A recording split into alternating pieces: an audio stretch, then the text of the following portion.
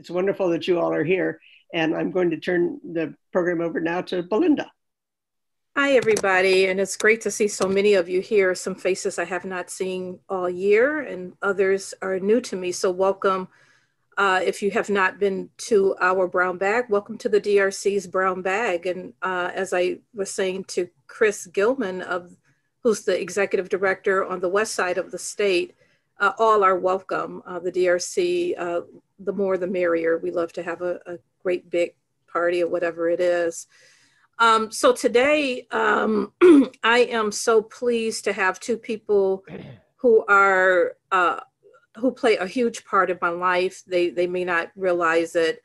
I feel so honored and privileged to call them a friend. Denise Breton is one of the co-owners of Living Justice Press Publishing Company. The DRC has been buying some books from them as we were entering into peacemaking specifically. And I got to know her publishing company a few years back, 5 or 6 years ago when we started peacemaking. It's been a few years.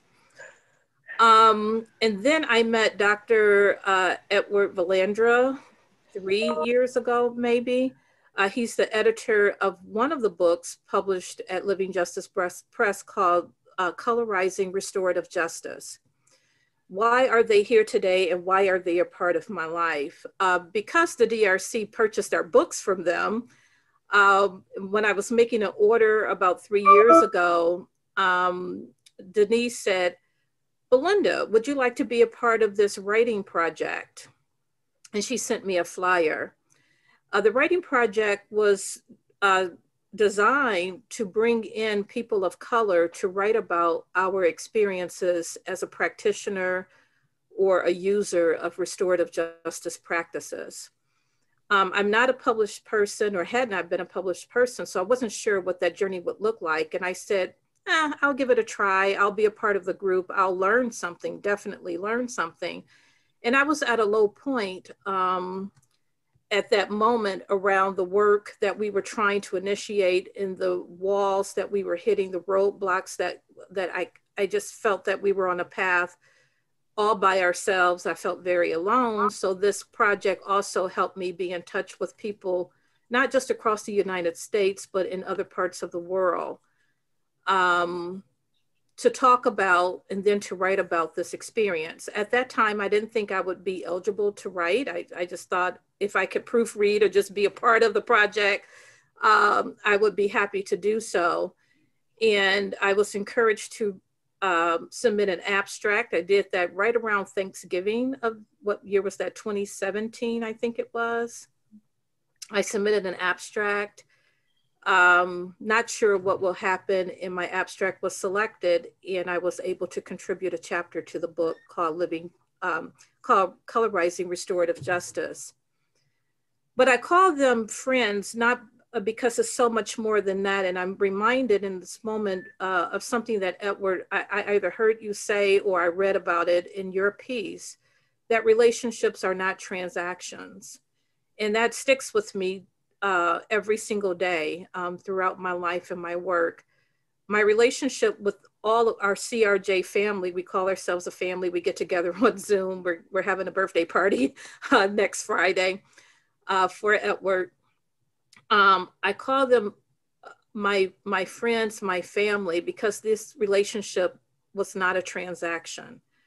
It was a trusted, and those who've known me for a long time know that I don't make friends easily. I'm sort of a little bit of a loner. But it was more than the book. It was a safe place to just talk and be in community myself, as much as it was a reminder that I need to be a part of a community as well. And they welcomed me into that community, and I just can't get enough of them. I think they know so much about me in a short period of time, because again, it wasn't a transaction. It is truly a friendship, a familyship, a kinship, rooted in the purest form of community building and relationship building that I have experienced, that I don't experience very often, actually. And that's why it's so meaningful to me. So I'm happy to have them here today to talk about the project itself, why it was important, why would Denise, co-owner of a publishing house, white woman, be so interested in having people of color to have a voice in the literature of this work, and why Edward, Peacemaker, and you'll learn a lot about them when they talk, why would they move forward with this project and the kind of responses that we've gotten. So I'm gonna stop there and have them to introduce themselves, and then we'll have a couple questions to get the conversation started. So Denise, do you wanna go first and say more about yourself? Sure. Thank you so much, Belinda. Yeah, it's been an incredible journey to be part of this project, this Colorizing Restorative Justice. It's now a movement, it's a book, but it's a movement, it's a family. To introduce myself, I am a white settler living on Dakota homeland, which here in Minnesota, which was stolen through genocide. And it's something that Living Justice Press and I benefit from every day. And that has a lot to do with why we've made the decisions we've made about what books to publish. From the start, Living Justice Press was founded, we first started talking about it in 2001. And in 2002, we were incorporated. So we've been, at this a while. And we were mindful of the history. And then when I met Dr. Edward Valandra in 2003, it upped the level of awareness. He started advising the press right away. So I think the decisions Living Justice has made over all these years is very much a part of our ongoing relationship and his choice to be part of Living Justice Press. So we have two sides of our publishing. Half is applying restorative justice to addressing harms between people, and the other half is the circle process. I guess I'm running too far ahead in talking about this stuff. So maybe it would be good if Dr. Valandra, Edward, has a chance to introduce himself before we get deeper into the dialogue, but that kind of situates where I'm coming from. Thank you. Thanks, Denise. Yeah. Edward? Good morning or good afternoon, everybody. It's good to see you all. You all survived Thanksgiving. It's often a time of good gatherings and sometimes family drama. I have to admit that. But I guess too, I also want to do the land acknowledgement. I in my homelands, which is part of Minnesota, but it's also settler occupied homelands, illegal settler occupied. And I only say that because I think part of colorizing restorative justice is to speak these truths and these realities. And so I want to say that my people we call ourselves the Ochete Shakone Oyate. We're best known recently as a result of the Mini-Wechoni movement up in Standing Rock. So we have a long history of resistance against colonization. And I think we'll continue to do that as long as we are here. So I welcome everyone.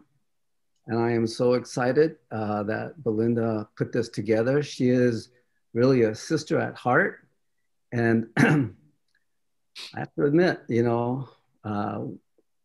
being a sister, I will tease her and I will tell lies on her and, gossip and do everything else that being part of a family is all about. So, and I'm very fortunate and feel very good about. I thought I shut that off. Sorry. I'll let it ring. Sorry. And it should go off in about 20 more rings, I guess. I don't know. But anyway, I'm happy that everyone's here, and I'm looking forward to your questions. So thank you very much. I don't know where my phone is.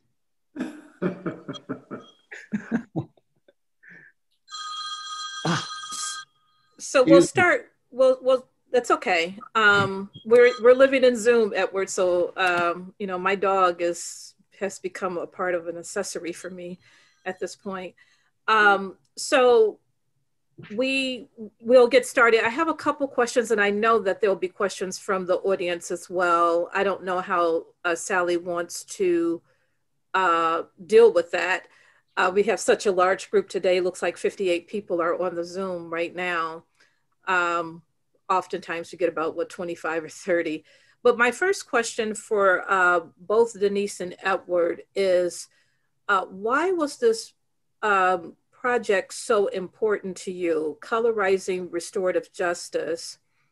And I'm going to add a second part to that question, because I know this was something that we had to talk through, circle around the title of the book. Why was that important to you? And yeah, so those two questions. Why was the project important, and the title of the book important to you? So Denise, you want to start first? Sure, I'd be happy to. This book is really the culmination of a very long journey for Living Justice Press.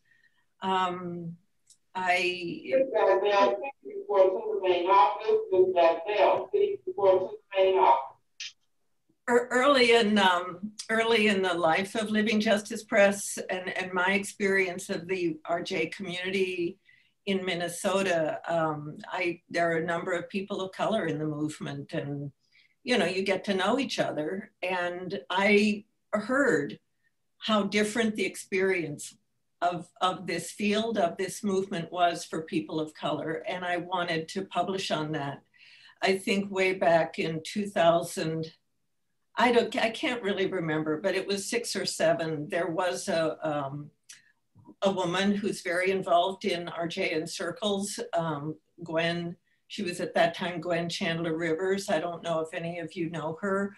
Now she's Gwen Jones, and still very active in the movement, a trainer. She trained me in circles, and she wanted to do a book at that time of interviewing people of color in the RJ movement, because she knew what a different experience it was, and what a white-led and white-dominated movement it was and was becoming more and more.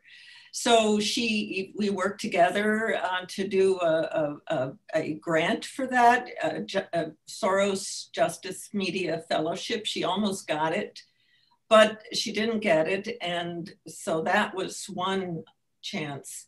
And then another chance was, I think it was around 2012.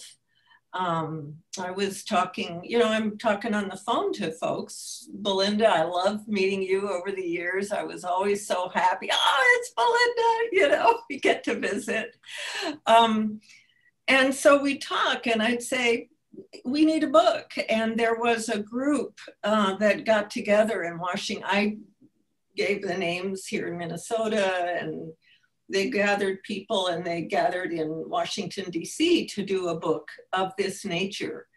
But it didn't materialize. So finally, in 2017, my colleague Loretta did a flyer for our books. And on that flyer, on the circle side of the flyer, granted, we have a whole line of books published by Indigenous people because we are on land stolen through genocide. So I thought, we've got to practice RJ and give voices to those against whom we've committed the ultimate harm of genocide and land theft. So I got that much.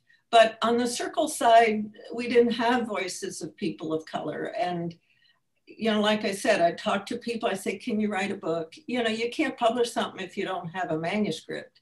So my colleague Loretta, maybe some of you know Loretta, did this flyer, and on it were 4 white women. It was Kay Paranis, Carolyn Boyce Watson, Nancy Riestenberg, and Martha Brown. And I looked at that and I just thought, oh my God, we are destroyed. We cannot do this. I was just in despair. I didn't know what to do because I had not been able to meet this need of creating a space through publishing, through Living Justice Press, for the voices of people of color who were having such different experiences and really were being harmed by a white dominated movement. And we were not able to practice restorative justice in giving voice, which is the most basic thing in the process. So I was on the phone with Edward, and he said, you know, writing a book is a lot. Maybe we can write articles. So he said, I do this, I know this process. We can send out a call for abstracts. And that's how it started. So it was a long-term awareness of a need that, but not knowing how to meet that need until Edward stepped in, and then the rest, that's pretty much all I have to say to all of this. That's how I experienced it. And I am so grateful to you, Belinda, and to Edward for making it happen, because this book is just huge. It's taken off. No other book we've ever published has the energy that this book has. I can talk more about that, but I think maybe it'd be nice to hear what Edward has to say about the generation of this book project. Absolutely, thanks. Edward, jump in. Sure. Well, you know, I taking off from where Denise did, you know, she was talking about, well, she had tried to get other people of color to maybe write about RJ or RP. And so I was in that dialogue.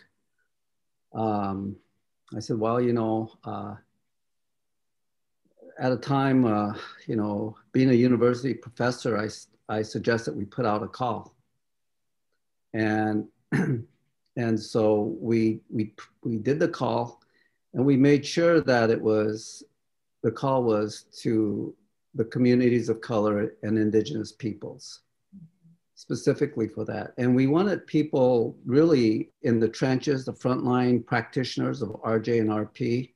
So we get people like Belinda, who, you know, new to the process. And so we were really looking for people who've been in the field, people of color and indigenous people in the field who are practitioners. And we know that our experiences as Black people, as indigenous peoples, as peoples of color, our experiences are so much different. And I'll just, for example, we all just celebrated Thanksgiving, right? I could tell you something about Thanksgiving, but the American myth perpetuates a type of mentality about the relationship it has with indigenous peoples. There's a whole myth around that, but the reality is quite different. So that was important to hear, you know, the voicing of our realities. So we put the call out, and we weren't expecting, I don't know, we were lucky if we'd get 12 people to respond, but we had 62 abstracts from all over the place. And that was telling us that there is a movement out there, or there's talk within the communities of color and among indigenous peoples about restorative justice and restorative practices, is how they've experienced it. So we got this response that we didn't expect. And part of that response, I think, is again, the experiences that we all have in our own communities. The other part of that, you know, the decision to do like an edited volume was based on the fact that many of these practitioners have busy lives, and it is hard to write a book. It is really, really hard. And so the idea of getting manuscripts of a certain page length. And that was a little bit more doable, we thought. And that would fit comfortably within people of color and indigenous people's busy lives. And so we had 62 abstracts. And I want to say a little bit about that. We would have loved to have published all 62, but we would have had about a 10,000 page book. And so we know that if we ever do another call, there will probably be a lot of people again submitting. But that was the idea, and the genesis behind that was to make it very manageable for LJP to publish a book, and also for the authors. Now, and we wanted to do this process very differently. My experience as a scholar has been to submit manuscripts to anthologies. It gets accepted, you go through the copy edit, and then they publish, and that's about it. You might get an agreement that you sign. But what we wanted to do with this particular book project was we wanted to check in with the authors. And from time to time, we would hold Zooms before Zooms became very popular. So we would send out a notice to just check in. And it wasn't a writing workshop. Many of the authors had many transitions in their lives. Some were leaving jobs, some were, had family issues. A loved one may have passed away, or someone was having a child or going to have a child. So we celebrated that as a group, and that's what we did. And through that process, we call it the CRJers, or the CRJ family. And I think that was really important to get together through the process and not make it like transactional. Where are you at in your writing? I mean, part of that was that, to hear how some of the authors were struggling because you get writer's block, or there's just so much going on in one's life. So to hear their stories about their struggles, I think, and then support that was, I think, one of the things that really happened with this CRJ was that it brought the authors together in a way that I've not ever experienced in terms of how manuscripts are put together. So I do embrace the CRJ family, as I say, and I guarantee you, when we get together, it's crazy time, good crazy. And it's always great to, especially when we're in person. I mean, it gets even more crazy.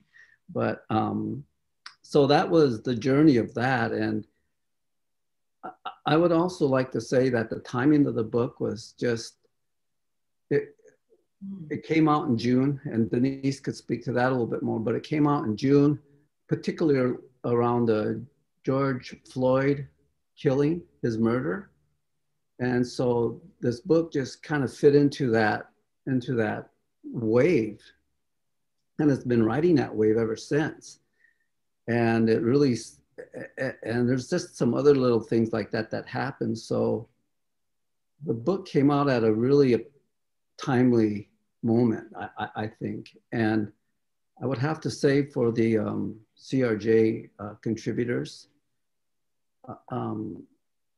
I feared for you in a lot of ways, because to put this kind of literature out there at a time when this country is so divided racially, how there are so many triggers out there right now, that these authors have really exposed themselves and made themselves very vulnerable. And I give them a lot of courage and credit for that. We knew it would be difficult in many ways, but because of the racial animus that's in this country, I feel particularly afraid for the authors, that racial hostility can arise and come up at any point So I give them a lot of credit for taking that step and having the courage to voice the realities, which we all need to hear. So I think that's kind of one of the messages that I want to leave. Thank you. I think your comment leads to the discussion in the thinking process around the title of the book, Colorizing Restorative Justice. I remember a couple group meetings, and these would be telephone conferences that we would dial into, and it felt like a circle in a lot of ways. We tried to honor the circle process for sure. But I remember a couple conversations that we had to have around the actual title of the book. And the project was called Colorizing Restorative Justice. Then we were trying to think of another title of the book. Then we went back to Colorizing Restorative Justice. Can either of you, and then when you think about when the book came out this past summer, and all of the racial strife that we're living with now. Another colleague of mine from, I think, Michigan said that she heard a news report recently that said that there were 90 hate groups looking for nonprofit status in this country right now. There are 90 applications before the government saying we want to have the 501c3 nonprofit status so they can raise money and do all of the things that nonprofits do. And they are noted hate groups. And then we had the audacity to name a book, Colorizing Restorative Justice. Talk about feeling a little bit targeted. That does kind of put a target on our backs. But it was an interesting conversation, and I don't know what you remember about it, but just that journey of titling this book that way. And how did you feel about it then, and how do you feel about it now? Either of you could speak to that. I guess I'll let Denise say something first. I do want to say that this book was 3 years in the making. And, you know, I'm a publisher, so I thought this thing's never going to come out. It gets so long. That index, for those of you who've seen, just is the biggest index there ever was. But somehow or another, the printer finished printing it on June 9th, which was the day of Mr. Floyd's funeral. And then those books, which were a bunch of tons of books, found their way to the warehouse so we could ship them out on June 19th, which is Juneteenth. And then Erica Littlewolf got her copies on June 25th, which is the commemoration of the Battle of Greasy Grass, known as the Battle of Little Bighorn. And I just thought, oh my God, this is a huge book. I can't plan that kind of thing, you know, for this book about this subject to come out at that time after 3 years in the making. I mean, that just blew my little white mind, right? I just thought, this is a big book. It's just big. So Edward, that title is yours. So perhaps you can speak to that. Well, and Belinda's right. I mean, there's been some discussion around using the word colorizing, but you know, that was in the call. That was in the call. And, you know, we had 62, 64 abstracts.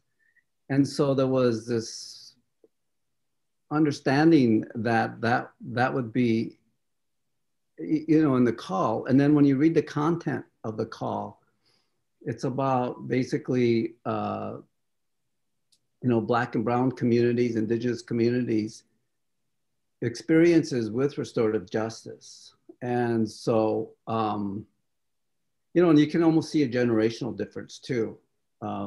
Some of the contributors are from a generation of the civil rights era when, you know, colored people was a common term. And then you have the millennials who contributed to the author too. And they're, you know, this notion of trying to find an appropriate label for the book or the title. But I think when we put out the call, Colorizing Restorative Justice, and laid the context of the call within the framework, I think we meant to say that these are you know, communities of color that have experienced oppression as a result of white supremacy. And that though we have that oppression as a common denominator, we experience it in very unique and different ways. So I thought that, you know, just raising the issue of the title of the book, you know, and doing a literature search on restorative justice. I mean, like a scholar, I went to one of the databases and Googled, not Googled, but did the search engine for restorative justice. And I downloaded about 75 articles before this even happened. And I was reading through it. And one of the things that came out was during the early years of restorative justice, it was pretty much white ran, white dominated. The authors, the contributors to those early articles of restorative justice were mostly white. And then then I came into like 2003, you know, met Denise and had these discussions ongoing. And I went to some of the restorative justice gatherings and sat in circle and was struck by how white they really were. Mm-hmm. And I was just in process, just in thought and philosophy, just in framework. And I was thinking, well, you know, so maybe to put that word colorizing in is a little bit provocative too, not only among whites, but even among people of color, because it led to some discussions. But again, you know, it really came out of the call. And I imagine if we only had maybe 10 abstracts, it might have actually said something about even the title, like people were not understanding what that was all about. But certainly colorizing speaks to Black and brown people's experiences in settler states. So, and I'm sure this is going to be an ongoing discussion as we gather for the next book, you know. One thing that came to mind as we're talking, do you recall, Edward, that one of the early titles we had considered was Negotiating Whiteness? Do you remember that? For the subtitle, yeah. Yeah, I don't know no, I thought it was the title. Because I wrote Ora Shub. Do you folks, some of you know her in Chicago? And I remember writing her and saying, we're thinking about this book. But it seemed wrongly focused, you know, as reactive to whiteness. And so when colorizing, one of the things I love about that title is Colorizing Restorative Justice. So it speaks to the movement and speaks to what is happening and speaks to experience. But I think you speak to the colorizing piece of it. But that's why I really liked it. It's about the movement and how the experiences of the authors and contributors tells us so much about what's going on in the movement and what needs to happen in the movement. And so we get people like Belinda, you know, who was a good catch, you know, a diamond in the rough. Oh, you're too kind, Edward. I had no idea what I was getting myself into, and which the writing process was on point, and will lead me to my last discussion, and we can open it up. I want to make sure that people have a chance to ask their questions before the 1 o'clock hour. But it was something about my opportunity, not ability. I had an opportunity to tell my Black story from my own perspective for the very first time. And some of you know this, my journey in alternative dispute resolution began in 1995 as a student at Wayne State. And in all of those years, this was my first opportunity to tell my story. As many stories as I've listened to over the years of our consumers, of our partners, of the volunteers and staff, that was the most exciting part for me. It didn't matter to me if it got published or not. It didn't matter to me if anyone saw my name or not. I had a chance to sit with people who absolutely listened to my story. And then they honored it by putting it in print and putting it in a book and selling it in all these different places. And that was the most valuable part for me. And I feel like for many of our CRJ family members, that was a meaningful part for them as well. We had a chance to tell our story. And to be heard, not just tell it, it was being heard.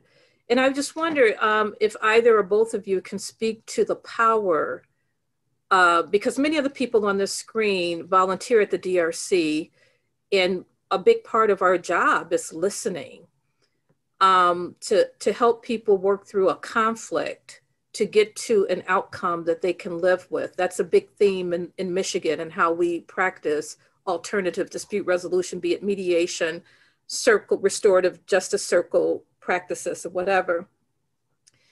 Can either of you speak to, how important it is to honor, not just hear the story, but to honor those stories as they're being presented? And I want to just put this into context. When we start doing work that's more on the justice side of things, the numbers are true in Washtenaw County as they are across the nation and many parts of the world. Disproportionately, people of color will be the offender or victim of the crimes that the new prosecutor is going to send to us. Very, very often we're going to see that. So when we're working with a group or a family or whatever, the ability to honor their stories as they are presented to us feels like a critical point. And as a person of color who had that experience now, it was extremely liberating for me. And I'm wondering if Denise or Edward could speak to how powerful it is to be able to honor a person's story, especially when that person does not look like you.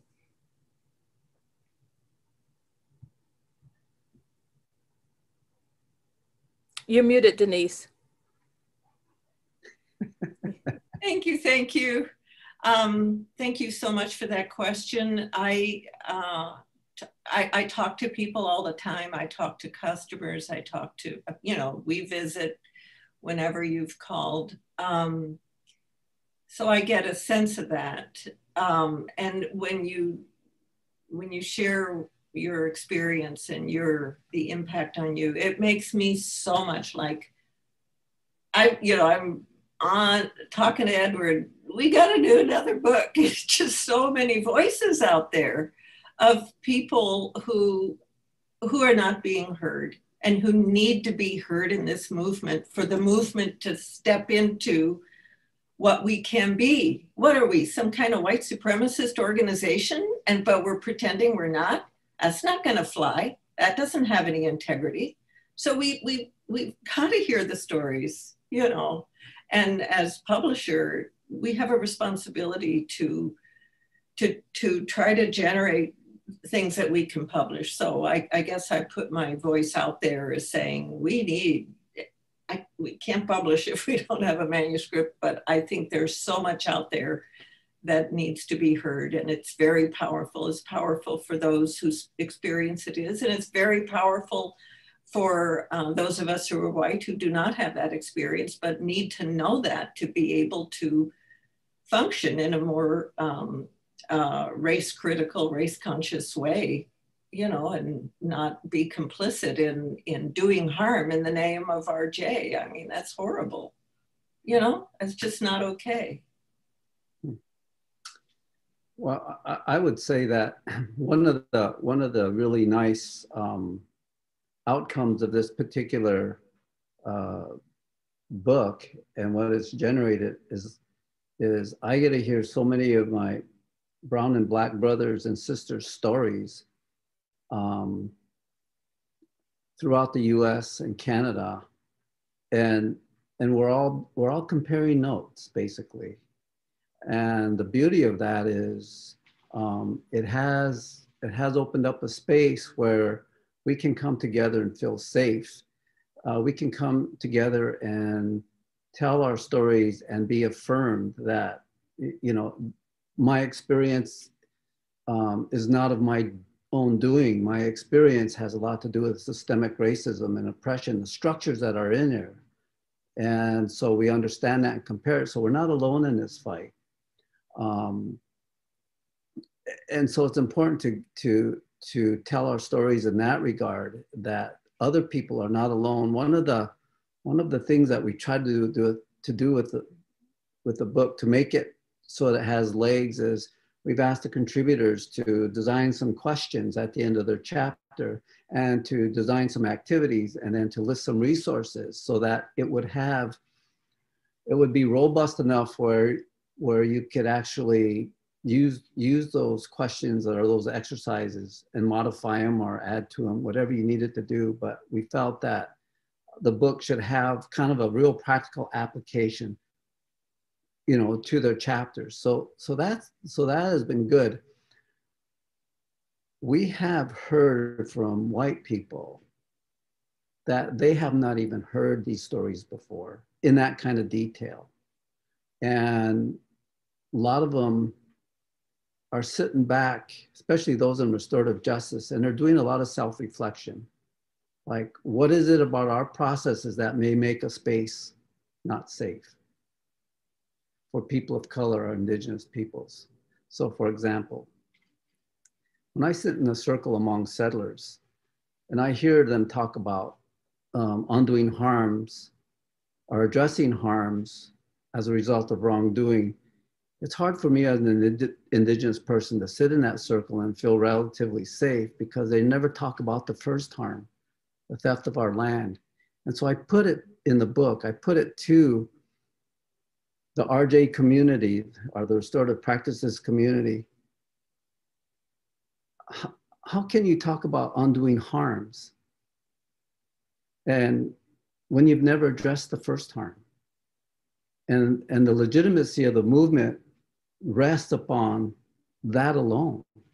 So I, as an indigenous person, find it hard to sit in a circle when I hear about these other harms that are being addressed, and yet there's nothing about the harm that was done to me, the theft of my homelands, the genocide of my people. And there are settlers in RJ. There's no question about that. So that becomes a very ethical and philosophical issue for me. Do I feel safe in those circles when I'm among settlers? And, you know, so it's wrong for settlers to tell their children not to be stealing because it's wrong, but yet a whole continent was stolen. And the contradiction just jumps out at me. And I feel all the harms have resulted from the theft of stolen land. And that has never been addressed in the RJ community. So that's the kind of transformation that I wanted to bring. And I share that with, you know, the Black brothers and sisters, because now there's the issue of slavery that comes up. And that's an unaddressed harm. And so we gotta be, so then the discussion comes up. I would not be surprised when we talk to some Japanese Americans, when they talk about their parents being in concentration camps during World War II. I mean, so it's just humongous.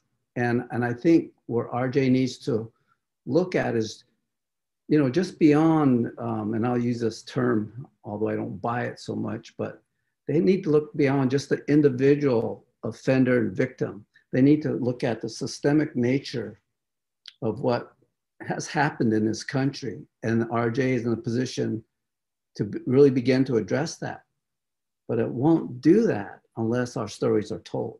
So Absolutely, thank you. I just want to acknowledge that in the chat, someone said, how can we purchase the book? It was to Denise, how can we purchase the book? A number of people have not had a chance to read it. There is a link in the chat for Living Justice Press.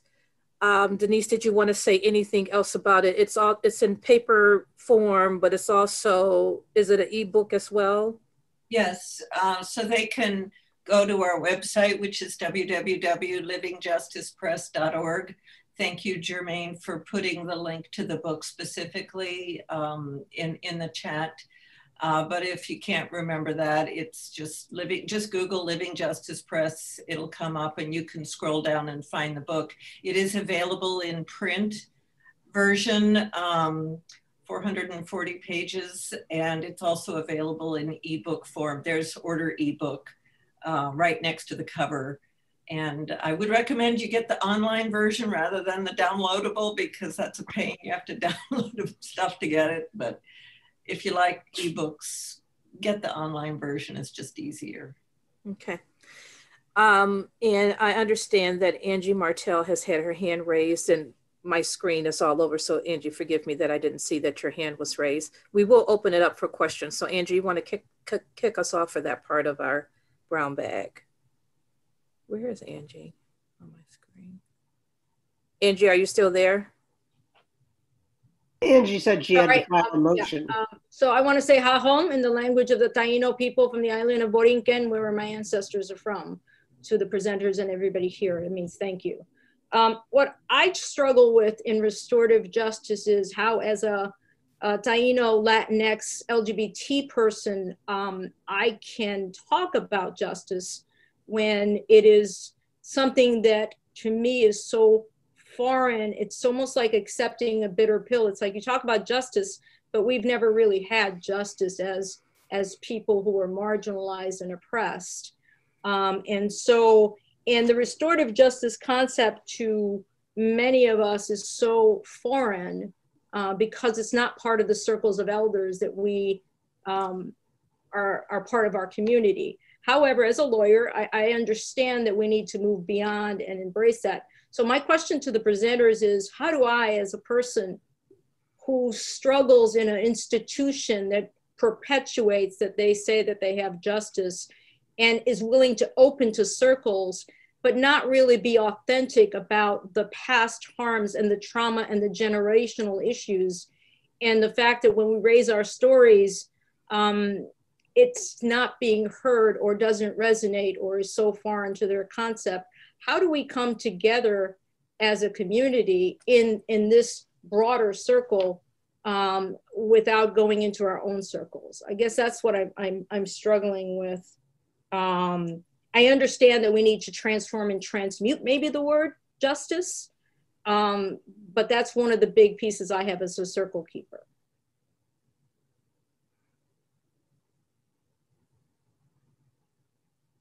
And you're both muted. Yeah, you just kind of summarize the whole issue, it seems to me. I would be really interested in what Edward has to say. I think we just, and by the way, one of our board members on LJP is Taino Mohawk. So, yeah, you just summarized the whole thing. I think we just got to start talking about it. Edward, what are your thoughts? Well, Angie, I think you go to a very core question of what does justice look like? And whose justice are we talking about here, right? The West has a very narrow understanding of what justice is. You see it in the criminal justice system. It's a very adversarial system. And it's the socialization of Western values and norms where they're trying to,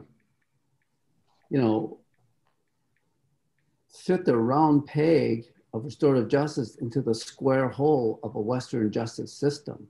It's just hard to do that. And so that's often been the core question is, what does justice look like? And whose justice is it that we're talking about here? And you talk about the authenticity of that. And I think what we're trying to talk about here is relationships are so fundamental to how we're going to relate to one another. And I am an indigenous person. I know a lot about Americans in ways that they don't even understand, because I speak English better than 99% of the Americans. I was educated in the Western tradition. I've lived among settlers mostly all my life. And so I really understand their nuances. And I can really deconstruct their thinking patterns, probably way before they even arrive at them. But it's a structure that has allowed us to experience, or allowed, white society to perpetuate those structures.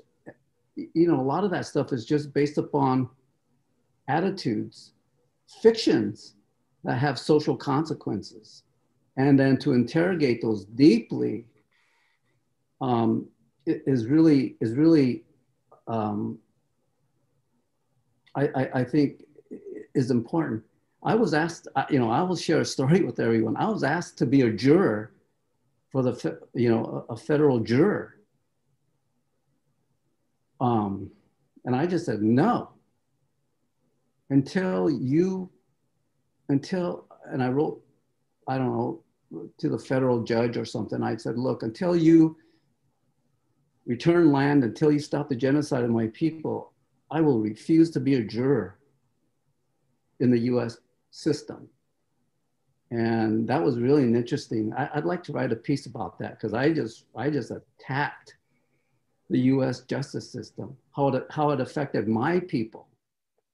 And I think those kind of voices need to be out there. I didn't go to the part where I'm a citizen of the US. I got to do my duty as a citizen, my civic duty, and sit on a jury.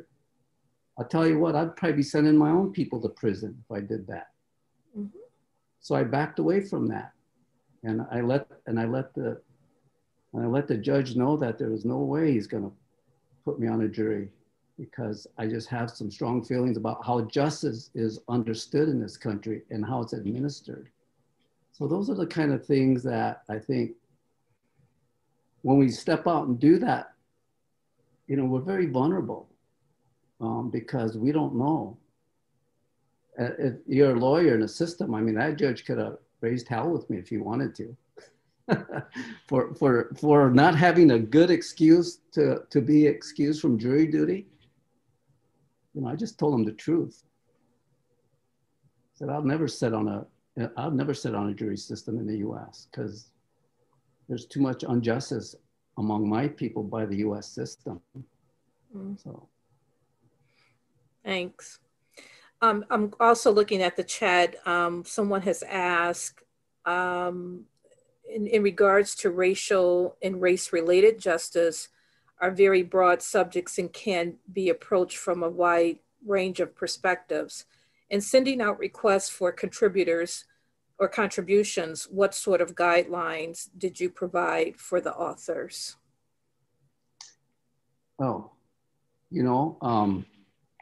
Actually, that is a good question. I was just looking at the call, and this is what the guidelines were. We just wanted any essay between 300 to 500. Oh, that was for the submission. Sorry, gosh, I was looking at the abstract. I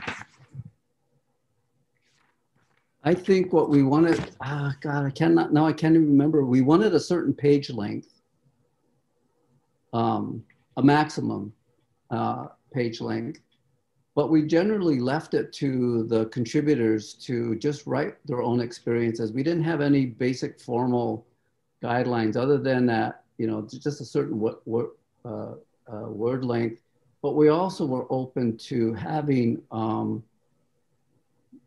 different ways of how they wanted to write the essay. They could have done interviews. One of the authors kind of did a play embedded in his essay called Sippin'. And so we were really open to how people wanted to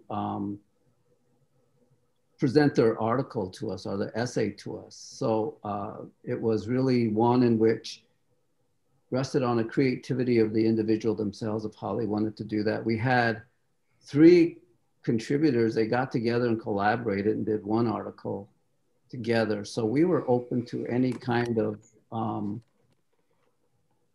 form that the authors felt comfortable with. And so that was, so the guidelines were very, very broad and very, very loose, because we wanted people to be able to express themselves in various different media or formats, I guess. If I can add to that, I think one of the main things we wanted is that they be focused on the subject of the book. In other words, there were some wonderful abstracts, but they weren't on the issue of what is the experience of people of color in the restorative justice movement, and how does race play out in the restorative justice world. I think that is an issue for future. If there's a Colorizing 2 or another collection, what would be the focus? What's the angle? Whether it's more of that, or if talking about community, because that's, or what you were talking about, Belinda, the difference between transaction and, you know, real relationships. There are many ways that we could go, but I think the book tends to hang together because everybody's saying, okay, what is the actual experience of people of color in this movement as an awareness of how race is playing out in the restorative justice movement? And then the book hangs together subject-wise. Okay. Lauren, my apologies if I misquoted your question. Did you have anything you wanted to add, Lauren? Are you good?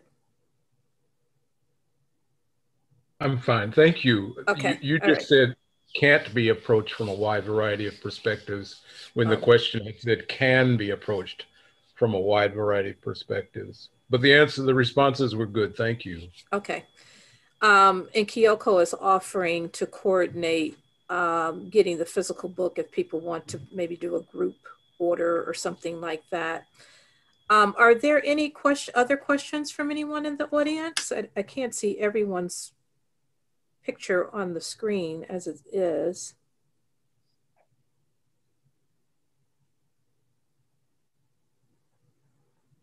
Anyone else? So you might want to just turn off, unmute yourself and jump in. It's hard to see all the tiles on my screen. I'll jump in. Okay. I hope you're getting rich, Belinda. What do you mean? From the sale of the book. No, there was no compensation. Yeah, I know. Yeah. That was a joke. Oh, okay. Because I'm like, no, I'm not rich. Yeah, no. So as a white person who hopes to be active, continuing to be active in the restorative justice world, it makes me wonder if I can be effective, if I haven't spent more time, you know, listening to the stories, reading, I suppose it means reading this book as well as other books, as I already have, but it just, what this discussion this morning makes me wonder, should I, you know, suspend my activity until I've spent more time listening to the stories, because I agree, I am affected by stories and learn from stories. So anyway, it gives me that pause, and yet I feel compelled to change our legal system. So anyway, that's something you can choose to respond to or not.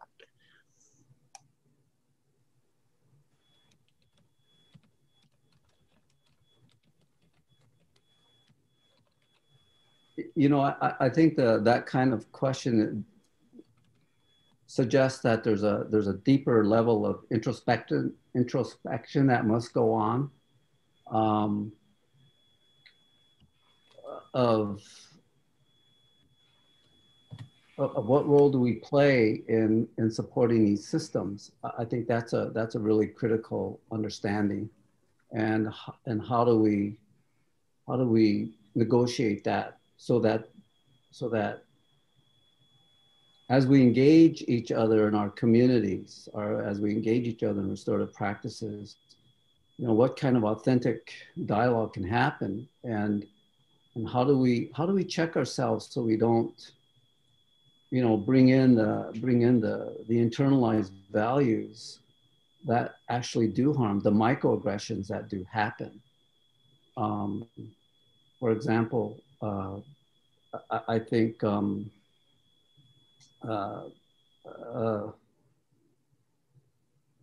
you know, when we talk about land return, you know, I have a lot of whites say, my ancestors weren't around in 1868.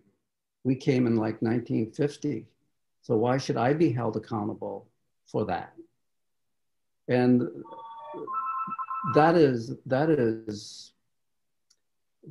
dismissive, because it's like, well, no, we have this treaty with the American people. My ancestors made an agreement with the ancestors of the Americans that these treaties will be documents that we both honored and establishes our relationship. So I think a lot of times we have to check ourselves in how we begin to even articulate what is said. I've had many whites say, what, give land back? My response is, now wait a minute. That land was not yours to give in the first place. What you can do is you can return the land because it's stolen property. So there's all these microaggressions that happen. And I think once we begin to really do a lot of deep self-reflection of how we internalize these relationships with communities of color, indigenous peoples, then we become more effective at having an authentic discussion. I would say, as indigenous people, just by our very presence, unsettles white people, or unsettles the settler. Because our very presence means that there's this sense of illegitimacy of why there is an American, or why there is a United States. We own this land. We are the original peoples, and we're still saying we own this land, which brings up a lot of questions about the legitimacy of everything in this country. And that unsettles a lot of settlers. So the framework is to silence our voice. And so I think that kind of awareness has to be front and foremost when you engage indigenous peoples. That's why we do these land acknowledgements. Land acknowledgements say we are still here, and there's a permanence here. And so I think one of the things that settlers have to do is acknowledge that we are going to be here forever, despite the genocide and despite the programs that are there to make us disappear. We are going to be here. And that has got to be an accepted fact. So that's one thing that I would say to help move these discussions forward, is a deep internalized self-check on how, you know, how from cradle to grave, people have internalized a lot of values and thinking around things like that. You know, and as I said in the book, I'm willing to enter that discussion and that talk. I don't know if I'm not in a position to provide solutions though, but I'm willing to engage the talk.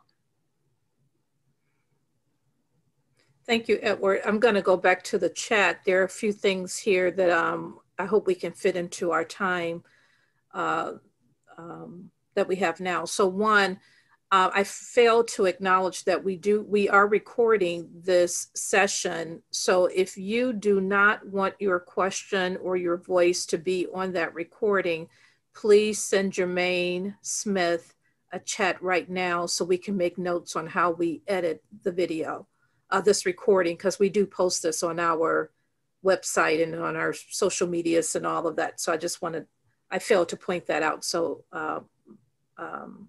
we want to correct that.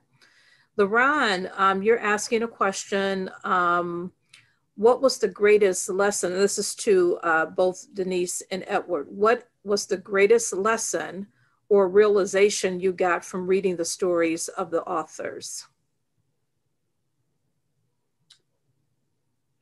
Boy,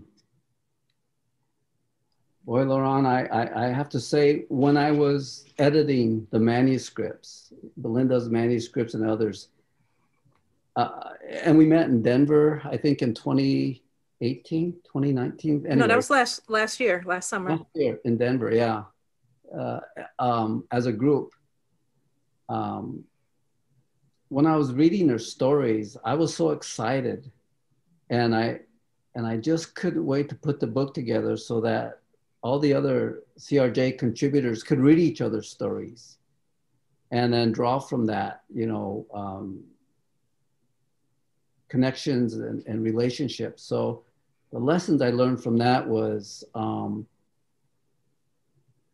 I was very excited about finally getting the book out, so then that the other CRJers could read each other's stories, and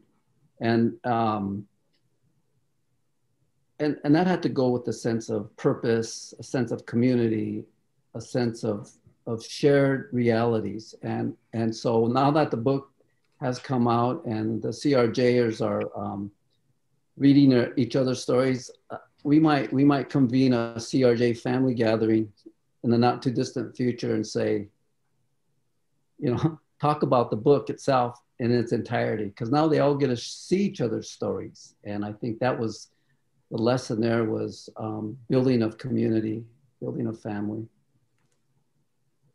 I really thank you for that question. Yeah. I like that. Yeah, thank you. So I want to acknowledge the time is 12:46 right now, and there are still many questions in the chat that I'd like to get to.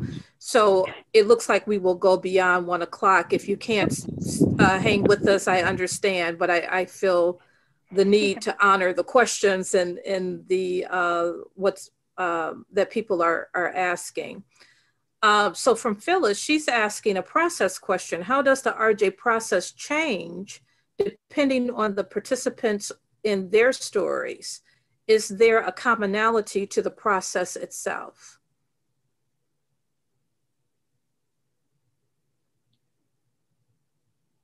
Wow. Okay, full disclosure, I'm not an RJ practitioner, but what I've read in the stories is that there are some commonalities. You know, the circle, and there's a process. But I would say, I think the commonality that I've read from the stories and talking to the contributors is there's this realization of wanting to be seen and heard as a human being, someone who has feelings, emotions, and being very multidimensional. Which means that I think those circles may look different from time to time. I know in my community as Lakota people, we do circles way different. Mm-hmm. I mean, it's way different than circles done in mainstream. But we're adaptable. I can sit in a mainstream RJ circle easily enough, but I don't know if the other would be true going the opposite direction. Mm-hmm. So they're unique too, I guess. Circles are unique as well. Yeah. And I would add to that, this is through my observation as well as a practitioner, that's the tension that I often feel. How do we stick with a process that is continuous from case to case, group to group, person to person, as opposed to being flexible enough to pivot and adapt to the needs of the people that's before me now? And that's how I think about the process. And I know that many of us on a screen struggle with that. But if you're to honor my story, if my family were in a circle today, it will be difficult for us to engage if you're not able to adapt to the needs of my family and where the roots of those stories coming from, you know, civil rights activists, and how we think about justice and how we think about resources and the distribution of resources. And that's where I think some of the tension lies with the process. We want to capture a process, write it down, and it becomes the the inflexible recipe that we apply to every group of people that comes before us. And it's just, I don't know the answer to that, but that's the tension I often feel. Again, I want to get through all of the comments in the chat. I just want to acknowledge Marilyn Booker, who I have not met today. She's put a couple things in the chat. And one of the statements that she's making here is that she does a lot of work to help other people tell their stories and honor their stories. Telling her own story is very difficult while working to help them. I am stuffing my truth down because I don't feel safe. And I think that's a testament that practitioners have to realize and accept that sometimes just in how we conduct the circle or how we set the group norms and expectations may get a result that someone is stuffing their truth down because they don't feel safe. And for me, it's something that Edward said that I can't seem to shake. Edward, it sticks with me that the relationship portion of this is not to be a transaction. It is a relationship. And so do we do that when we're in circle? Angie, you wanted to add some thoughts too about, is it the self-check-in? Why don't you go ahead and do that out loud if you're still here? So I think you said it really well, Belinda. So, you know, it's interesting because when I come into circles that are all white, I may not understand the people's story, but what I do is I listen from the heart and I figure out, okay, what's going on here? What do they need? How can I work with what I'm supposed to do? And I think you said it really well, is to not to do self-check-in about your own cultural biases. I mean, the fact that we're doing a lot of restorative stuff with criminal cases now, because Ellie Savitt is open to that. And so some people in this room will be doing those restorative justice circles. Just remember that you're having people that are very different from you. And the reality is the system is still skewed because the judge sits in judgment. There is no question about the fact that the judge sits in judgment. So your role is going to be very important. So doing your homework and doing everything Belinda and Edward said is really key to really holding the space for these people and understanding their stories and figuring out how to bring them the solution they need and they want. Thank you. Are there any other questions from anyone in the group? Kyoko posted something about, she remembers her teacher said so many times that that's white people's thinking. Is that linear thinking? Okay, Sally, I guess we'll stop there. Do you want to say anything? I just want to thank you all so much. We've had the honor of listening to some amazing stories today. Thank you for those of you who have shared.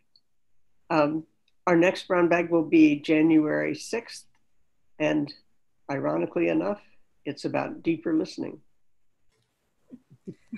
So thank you again. And thank you, Edward and Denise, for taking the time to be here. I know we're on different time zones, so I appreciate you so much. You know that my heart and love is for you.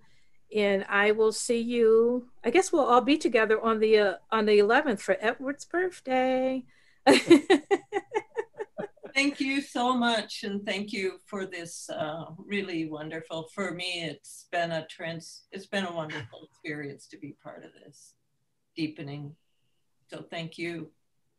I would say to everyone, welcome to the CRJ movement. Yeah. Got our work cut out for us, and you know, given the state of what's going on in the United States, very polarized. Guys are dealing with pandemics. I mean, now is a good time to kind of rethink a lot of statements and how we did things. So this is a very opportune time to do a lot of deep self-reflection. So welcome to the CRJ family. Thank you. Thank you all. See you next brown bag.